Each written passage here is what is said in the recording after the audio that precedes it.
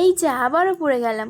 So hello everyone, কেমন আছো? আমরা যাচ্ছি আজকে একটা ভিডিও বানাতে। তো তোমরা ব্লগের প্রথম দেখেই বুঝতে পেরেছো যে আজকে আমরা কি ভিডিও বানাতে যাচ্ছি। তো তার জন্য আমি একটা কালো শাড়ি পরে নিয়েছি, আর এই শাড়িটা আমার খুবই পছন্দের। তো তারপর আমি একটু পরে নিচ্ছি কাজল আর একটু লিপস্টিক। তোমরা সবাই জানো আমি মেকআপ করি না, ওই জন্য করে শুধু কাজল আর লিপস্টিকটা পরেই আমি ভিডিও বানাতে যাই। এখানে আমার মা আমার মাথাটা বেঁধে দিচ্ছিল, আমার মাথা থেকে কাপড় পরানো থেকে এমনকি আমার ভিডিওর ক্যামেরা পর্যন্ত আমার মা ধরে দেয়। আর এখানে দেখো আমি একদম পুরোপুরি রেডি হয়ে গেছি, আর আমার বিনুনিটা দেখো কত বড় হয়েছে। তোমরা কি ভাবছো এটা আমার আসল বিনুনি?